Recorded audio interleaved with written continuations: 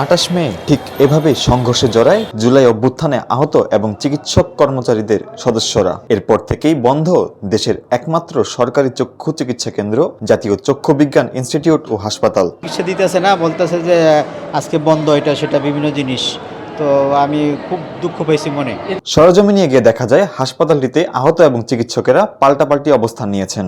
আমাদের স্টাফরা শান্তিপূর্ণ অবস্থানেই ছিল, তাদের সঙ্গে তারা কোনো অপ্রীতিকর ঘটনা ঘটাতে যায়নি, বরঞ্চ তারা এবং নিটোরে যারা আহতরা ছিল তারাই এসে ঘটনার সূত্রপাত করে। কিন্তু এখানে সাধারণ রোগীরা একটু উৎকণ্ঠিত ছিল, কারণ তারা যমুনা স্মার্ট রেফ্রিজারেটর, স্মার্ট লাইফে স্মার্ট রেফ্রিজারেটর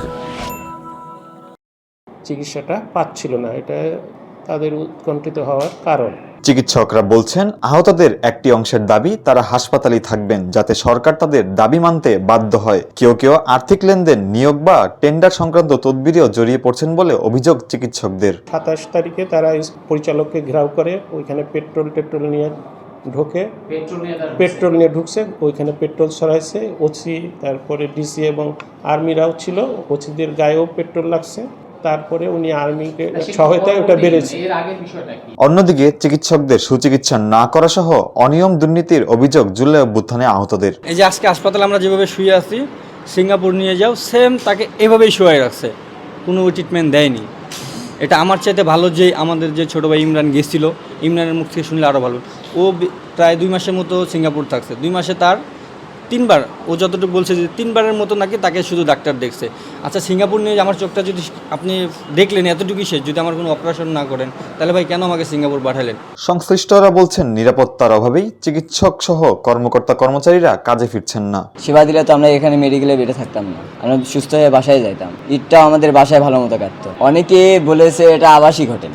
আবার কালকে যেহেতু আমাদের মিডিয়া আছেও কথা বলছি, তাতে নিউজে দেওয়া হয়েছে যে আমরা 600 কোটি টাকার হাসপাতাল আমরা দখলে রাখা হচ্ছে, আমাদের আন্ডারে বর্তমান যা হয়। কিন্তু সাধারণ রুগীকে আমরা চাই যে সাধারণ রুগীরা যদি চিকিৎসা ঠিক মতো পায়, আমার এটাই চাওয়া। আমাদের চিকিৎসা করতেইছে না, বাট আমাদের দেখতেও আসে না। পরিস্থিতি স্বাভাবিক করতে সরকার ও সংশ্লিষ্টরা আলোচনা চালিয়ে যাচ্ছেন, তবে এখন পর্যন্ত কার্যকর সমাধান হয়নি।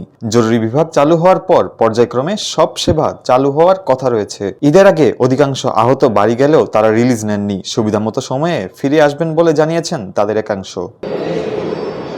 শাহাদাত হোসেন রাফিদ, জয় জয় দিন।